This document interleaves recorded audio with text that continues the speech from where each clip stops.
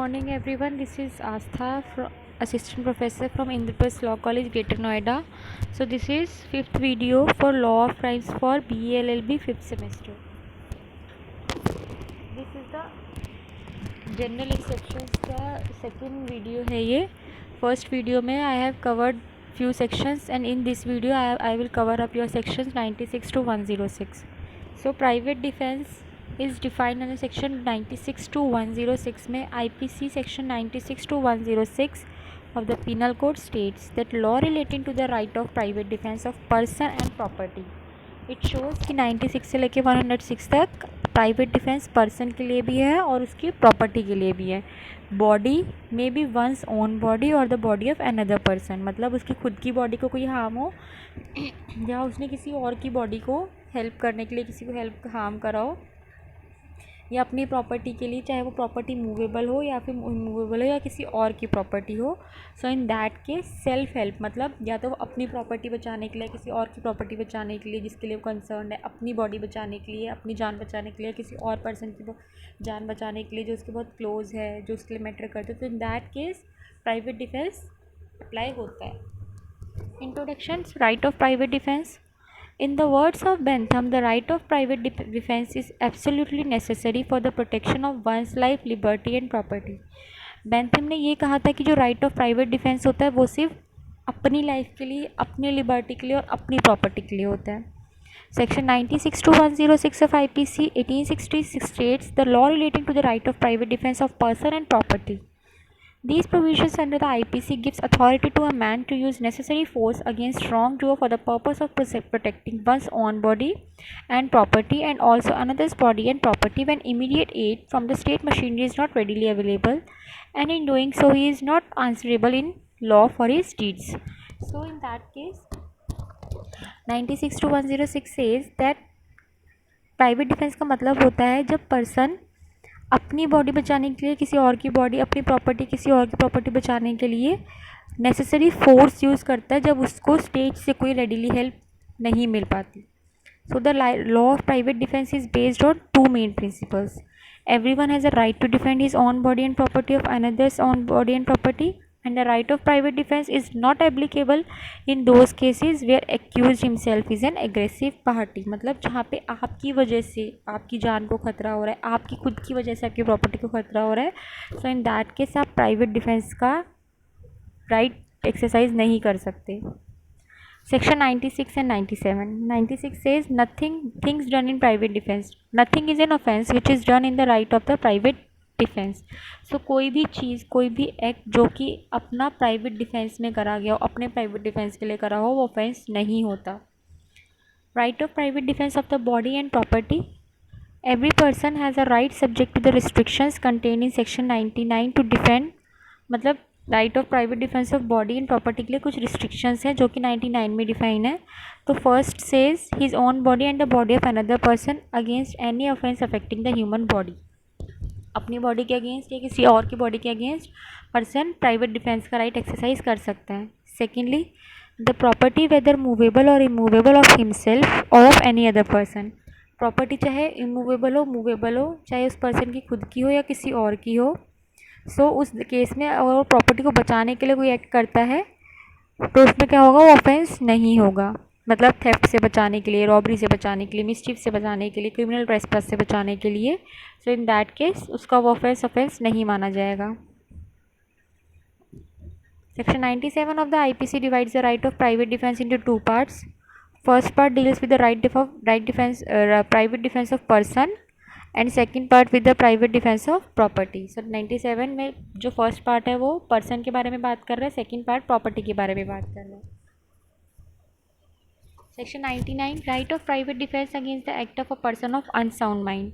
कि जब unsound mind person कोई एक्ट कर देता है और आप उसके अगेंस्ट भी अपने आप को बचा सकते हो. समटाइम इट हैपन्स कि पर्सन अपनी सेंसेस में नहीं होता, सामने वाला पर्सन, तो वो अनसाउंड माइंड होता है.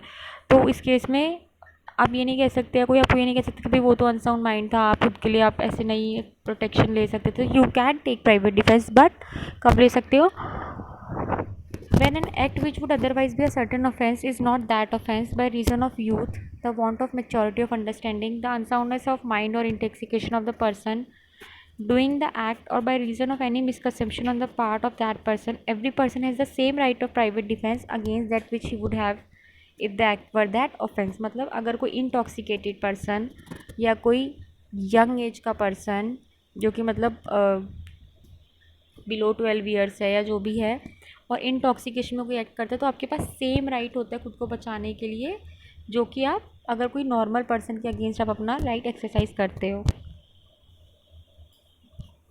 Now next is section 98. Section 98 of the IPC assumes that the right of private defense from its very nature admits no exception, since it is the right of preservation of one's life and property as also another's life and property against the world at large. So the right of private defense of the body exists against all attackers. मतलब right of private defence आप minor के against भी कर सकते हो. मतलब अगर minor ने कोई एक्ट करे तो आप अपने आप को माइनर के अगेंस्ट बचा सकते हो. अनसाउंड अनसाउंड माइंड का पर्सन कोई एक्ट करे तो उसके अगेंस्ट आप अपना right of private defence exercise कर सकते हो.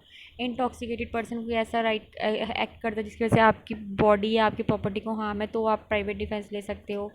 Person having no maturity of understanding या फिर पर्सन एक्टिंग अंडर मिसकंसेप्शन, कि कोई पर्सन कुछ मिसकंसेप्ट करके आपके ऊपर हार्म कर रहा है but still you knows that he is under misconception, तो आप अपना वो right of private defence exercise कर सकते हो.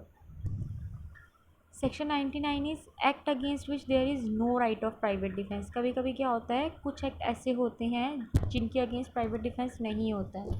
सो वो कौन से होते हैं? There is no right of private defence against an act which does not reasonably cause apprehension of death और ग्रीवियस हर्ट. आप जब तक प्राइवेट डिफेंस का राइट एक्सरसाइज नहीं करते थे जब तक आपके माइंड में डर ना क्रिएट हो गया हो डेथ का या ग्रीवियस हर्ट का. कोई नॉर्मल पर्सन आपके पास स्टिक लेके खड़ा होकर मैं तो मारने आ रहा हूँ, आप एकदम से नहीं करो, बट एकदम आपके पास आ जाते हैं, आपको लगता है कि वो मुझे मार ही देगा, तब आप उसको अटैक बैक कर सकते हो. बिकॉज उस केस में आपके माइंड में एक प्रीवियस हर्ट का एक इंस्टेंट एक फियर क्रिएट हो गया था. इफ़ डन और attempt to be done by public servant acting in good faith under colour of his office, though that act may not be strictly justifiable by law. और आप कब कर सकते हो, जब कब नहीं कर सकते हो आप अपना right to private defence exercise, जब कोई पर्सन कोई पब्लिक सर्वेंट गुड फेथ में अपनी ऑफिस आवर्स में अपने गुड फेथ में अपने पब्लिक सर्वेंट के उसमें अपनी ड्यूटी जस्टिफाई कर रहा है, अपनी ड्यूटी कर रहा है, तो उसके अगेंस्ट अपना राइट ऑफ प्राइवेट डिफेंस नहीं कर सकते हो. There is no right of private defense against an act which does not reasonably cause the apprehension of death or grievous hurt, if done or attempt to be done by the direction of a public servant, that is the same thing. There is no right of private defense in cases in which there is time to have recourse to protection of public authorities. अगर आपके पास public authorities तक पहुंचने का time है तो आप खुद से कोई अटैक नहीं करोगे. लाइक अगर आपके सामने पुलिस खड़ी है और आपको डर है कि आपके सामने जो पर्सन खड़ा है वो आपको मार डालेगा, तो आप उसको अटैक बैक नहीं करोगे because you have time to recourse the public authorities.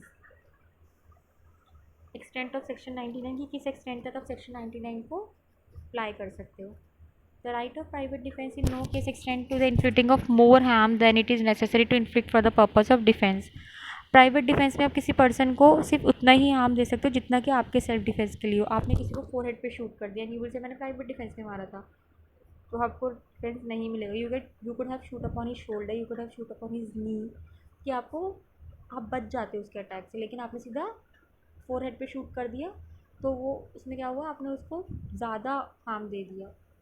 Explanation 1. A person is not deprived of the right of private defense against an act done or attempted to be done by a public servant as such unless he knows or has reason to believe that a person doing the act is such public servant. अब क्या होता है, explanation 1 is saying a person is not deprived of the right of private defence.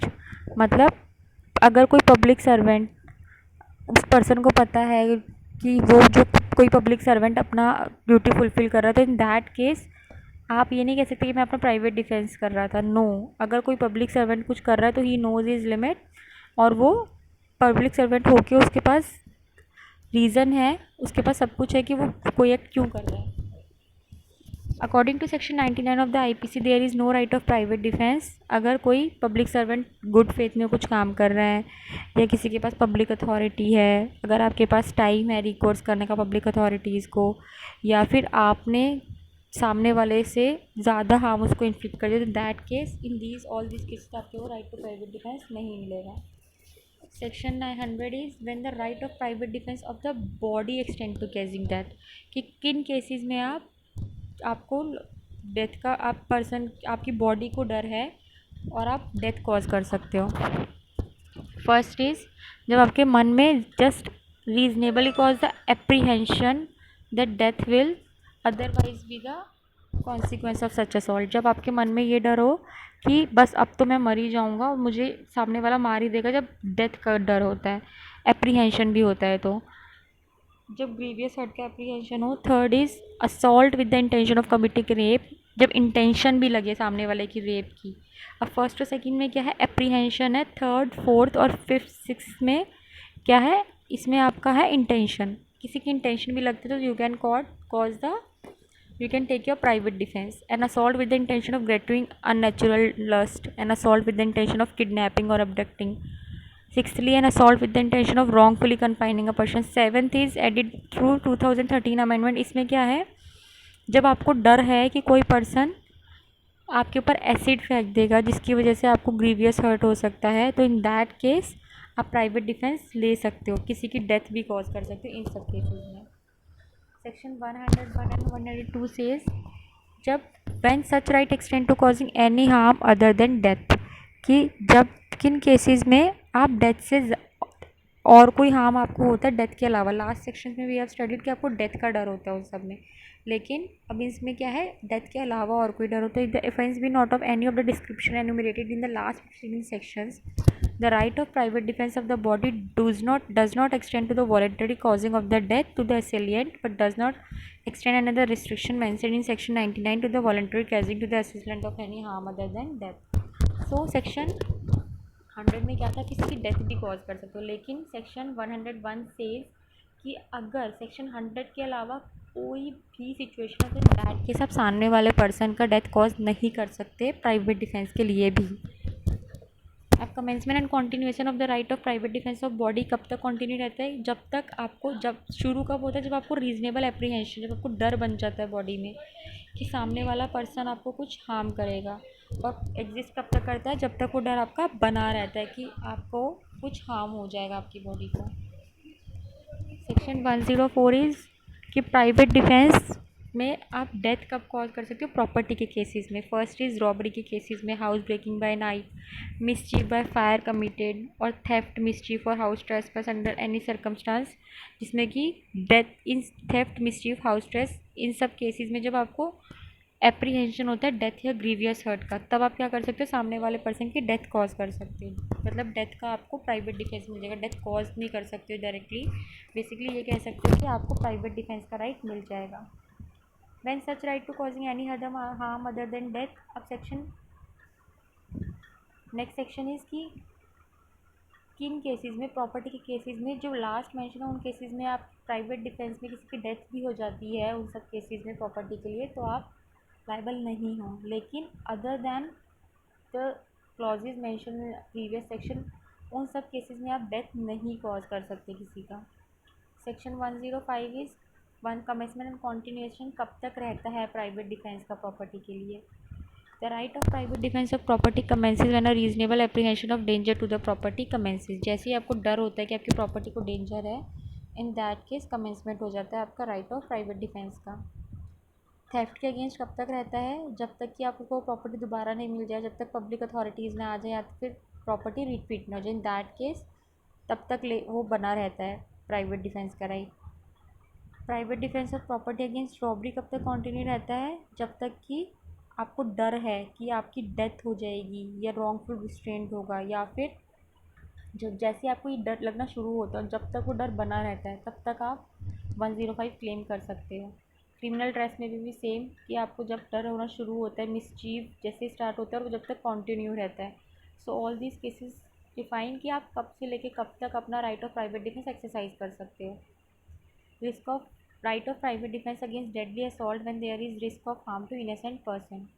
If in the exercise of the right of private defense against an assault which reasonably cause the apprehension of death, the defender be so treated that he cannot effectually exercise the right without risk to harm to an innocent person, his right of private defense extend to the running of the task.